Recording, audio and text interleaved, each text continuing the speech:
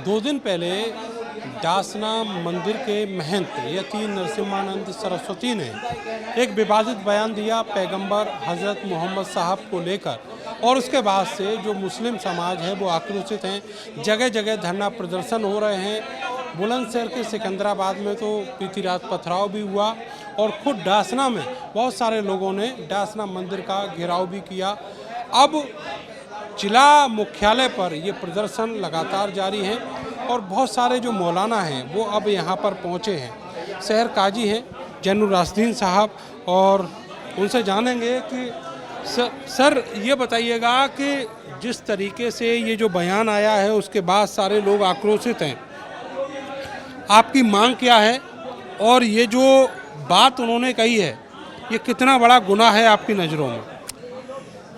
मैं समझता हूँ कि ये जो बयान दिया है इसने, उससे पूरी इंसानियत को चोट पहुंची है। उस पूरे ऐसे अमन पसंद लोगों के जज्बात को ठेस पहुंची है। और धर्म जो अमन का पैगाम देता है उसने नफ़रत का पैगाम दिया है, और उससे फ़िज़ा हमारे मुल्क की ख़राब हो रही है। अब जाहिर है कि ऐसा आदमी जो है मुल्क इंसानियत का भी दुश्मन है और देश का भी दुश्मन है, तो ऐसे आदमी को फ़ौरन गिरफ़्तार करना चाहिए और उसके ख़िलाफ़ मैं समझता हूँ कि मुकदमा कायम करना चाहिए गद्दारी का, और ऐसा कि जिससे उसको सबक मिले और कोई दूसरा आदमी इस तरह की हिम्मत ना करे। हमारे रसूल जो थे हज़रत मोहम्मद साहब, उसको उसने पढ़ा नहीं है। वो अमन का पैगाम देने वाले थे, सलामती का पैगाम देने वाले थे, और वो लोगों के अंदर मोहब्बत और भाईचारे का पैगाम देने वाले थे। तो जाहिर है कि उसका ये बयान अमन के ख़िलाफ़ है, भाईचारे के ख़िलाफ़ है, मुल्क के ख़िलाफ़ है और इंसानियत के ख़िलाफ़ है। इसलिए हम लोग इसका एहतजाज कर रहे हैं, और आज हमने यहाँ डीएम ऑफिस में आकर मेमोरेंडम दिया है, और मैं समझता हूँ कि हुकूमत इस सिलसिले में बहुत जल्दी कदम उठाई। आपने देखा होगा जो यति नरसिम्हानंद हैं वो पहले भी इसी तरह के बयान देते रहे हैं, और जो बयान उन्होंने मोहम्मद साहब के ख़िलाफ़ दिया उस बयान से पहले उन्होंने एक लाइन जो है वो हिंदुओं के लिए भी कही है। उनका कहना था कि रावण ने जो किया वो बहुत छोटी सी घटना थी, छोटा सा उसका अपराध था, और उन्होंने जो राक्षस थे रावण के भाई उनको भी बड़ा एलोबरेट किया है, बड़ा उनकी तारीफ़ करी है कि वो बड़े योद्धा थे, बड़े चरित्रवान थे। तो आप क्या मानते हैं कि यति नरसिम्हानंद केवल मुसलमानों के ही नहीं हिंदुओं के भी खिलाफ वो हैं? देखिए, जो इस तरह की जहरीली बातें करता है और लोगों को बांटने की बात करता है और अपने धर्म या दूसरे धर्म के ख़िलाफ़ बात करता है, वो आदमी नहीं है बल्कि शैतान है। और जाहिर है कि धर्म एक तरफ है और शैतानियत दूसरी तरफ है। इसका जो काम है वो शैतानियत है। तो जाहिर है कि ऐसे आदमी को हमारे मुल्क के अंदर रहने की कोई गुंजाइश नहीं है। तो इसीलिए हम चाहते हैं कि उसकी गिरफ्तारी की जाए और उसके खिलाफ कार्रवाई की जाए। अभी बहुत सारे मुकदमे भी उनके खिलाफ पहले से हैं। मैं समझता हूं कि करीब करीब हर दूसरे तीसरे महीने एक मुकदमा इस तरीके के बयानबाजी को लेकर होता रहता है। तो क्या आपको उम्मीद है कि सरकार इस बार कोई एक्शन लेगी? नहीं, हमारा मुतालबा है, और मैं समझता हूं कि हुकूमत को इस पर फौरी तौर पर कदम उठाना चाहिए, ताकि कोई अगर ऐसा नहीं हुआ कि कदम नहीं उठाया गया तो उससे हमारे मुल्क का जो फ़िज़ा है वो ख़राब होगी, और ज़ाहिर है कि ये बात जो है एक बहुत ज़्यादा नुकसान का बायस बनेगी। ये इधर शहर काजी साहब हैं, और भी बहुत सारे जो नुमाइंदे हैं जो इस्लाम को अच्छे से जानते हैं, उनका सम्मान करते हैं, उनको मानने वाले हैं, वो लोग भी काफ़ी नाराज़ हैं। वकील साहब, आपसे जानना चाहेंगे, हमने सुना है कि जो वकील समाज है वो भी इस पूरे प्रोटेस्ट में शामिल हो रहा है। किस तरह का आप लोगों का एजेंडा है? हाँ, वकील साहब हैं, अभी वकील सब लोग शामिल हैं, अंदर बैठे हुए हैं डीएम ऑफिस में, क्योंकि अंदर साहब डीएम साहब नहीं है, मुलाकात करने के लिए बाहर आए हुए हैं। हमारा एजेंडा सिर्फ ये है, हम न्याय चाहते हैं और उसने चूँकि एक अपराध किया है, उसने समाज के प्रति अपराध किया है, उसने इंसानियत के प्रति अपराध किया है और उसने एक खास मुसलमानों के प्रति अपराध किया है। तो ऐसे शख्स को मैं तो कह रहा हूँ जेल से बाहर रहने का अधिकार नहीं है, जेल से नहीं, मैं कहूँ उसे दुनिया में रहने का अधिकार नहीं है। ऐसे को तो पुलिस को एनकाउंटर कर देना चाहिए और ये एनकाउंटर जायज़ होगा, क्योंकि जो समाज को बांटने की बात करता हो और एक ऐसे शैतान की वजह से आज पूरे देश के अंदर लोग सड़कों पे आ रहे हैं। पुलिस प्रशासन को कितनी समस्याएं आ रही हैं सामने और सरकार उसे सुरक्षा दे रही है। बिल्कुल सुरक्षा हटा देनी चाहिए और उसे आज़ाद छोड़ देना चाहिए। आप क्या मानते हैं कि ऐसे लोग यति नरसिम्हानंद जैसे लोग केवल सस्ती लोकप्रियता पाने के लिए इस तरह की हरकत करते हैं या कोई दूसरा एजेंडा उनका है? ये सस्ती लोकप्रियता का भी है और इसमें कहीं ना कहीं इनके जो बड़े आका हैं उन्होंने भी इन्हें पूरी उन्हें सहयोग कर रहे हैं। अगर इसने जैसे पहले हरकतें की थी कि हम मुसलमानों को काटेंगे, हम ये करेंगे, अगर उसी वक्त सख्त कानूनी कार्रवाई कर दी जाती है और इस पर UAPA और NSA की कार्रवाई की जाती है तो अब इसकी हिम्मत नहीं होती, क्योंकि अभी भी आप देखें कि इतना बड़ा इसने अपराध किया है और सिर्फ एक छोटी सी धाराओं में, ऐसी धारा में मुकदमा दायर किया है कि जो पुलिस को गिरफ्तार करने का अधिकार भी नहीं है। आप बताइए, मजाक है ये, कानून के साथ, संविधान के साथ मजाक किया जा रहा। और एक पक्ष को यानी कि इतना डराकर धमकाकर ये कोशिश ये कर रहे हैं कि ये डर जाएंगे, धमक जाएंगे। आप बताइए कि पिछले कितने दिनों से कैसे कैसे लोग जो हैं वो कैसी कैसी काटने की, मारने की, मस्जिदों में घुस के मारने की बातें कर रहे हैं, उनके खिलाफ कोई कार्रवाई नहीं। आपको क्या लगता है इतनी हल्की धारा में मुकदमा दर्ज हुआ है तो क्या पुलिस गिरफ्तारी करेगी या फिर धाराएं ऐड करेगी? मेरी समझ ये है कि अगर पुलिस को गिरफ्तार करना हो तो आपसे पहले उसे तो मुकदमा भी बड़ा करती है उसके खिलाफ। ये सिर्फ एक बहकाने के लिए कि जहाँ भी हम मुकदमा दर्ज कराने जाएंगे, प्रोटेस्ट करेंगे, वो कहेंगे हमने मुकदमा कर दिया है। वो कोई मुकदमा ही नहीं है, वो जीरो है, क्योंकि सिर्फ 1 साल तक की सजा है, कुछ रुपए का जुर्माना है और पुलिस को गिरफ्तार करने का अधिकार नहीं है। मेरा तो मानना ये है कि हम उसके जो हम एप्लीकेशन दे रहे हैं जगह जगह उसके खिलाफ मुकदमे हों और UAPA के तहत और NSA के साथ सरकार को अपनी तरफ से कार्रवाई करनी चाहिए। जैसे और बहुत सारे लोग जेल के अंदर पड़े हुए हैं UAPA के तहत, NSA के तहत, जिन्होंने अपराध किए हैं या जिन्होंने नहीं भी किए हैं उन्हें भी जेल में डाला हुआ है और ये खुलेआम वायरल हो रहे हैं इनके, तो भी इसके चेलों ने अभी देखो जब उसके खिलाफ कोई कार्रवाई नहीं हुई, परसों की बात है, 3 दिन हो गए, कोई कार्रवाई नहीं हुई, तो उसके चेलों की एक हरकत और आई कि कल उन्होंने वीडियो वायरल करके कहा कि उसको समर्थन किया और कहा कि हम पुतले जलाएंगे ईदगाह में।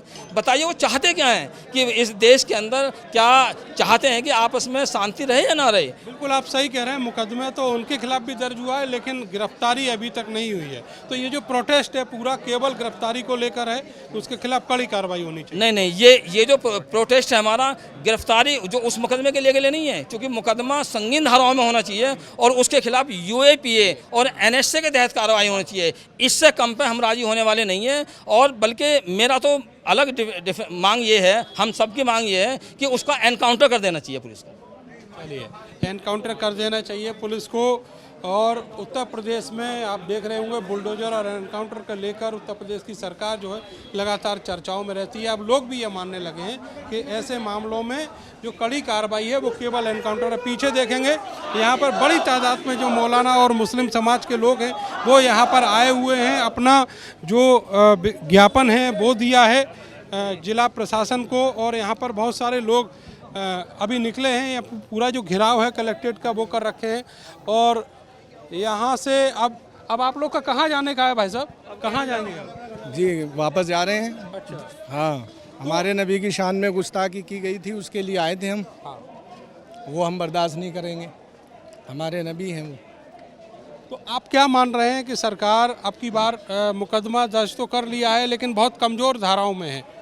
जिस तरह से इनको जो है कार्रवाई करनी चाहिए थी, एक लंबे समय से हमारे नबी की शान में गुस्ताखी कर रहे हैं इस तरह से लोग, ये नहीं करनी चाहिए। बाकी बताएंगे। आप क्या मानते हैं कि ये कितना बड़ा गुनाह है और उस पर किस तरीके का एक्शन होना चाहिए? देखिए, नबी सल्लल्लाहु अलैहि वसल्लम की ज़ात अक़दस वो ज़ात है कि जो पूरी इंसानियत के लिए रहमत है। हमारे नबी इंसानों के लिए नहीं बल्कि जानवरों के लिए भी रहमत हैं। हमारे नबी सल्लल्लाहु अलैहि वसल्लम ने मोहब्बत का पैगाम फैलाया है और आम किया है।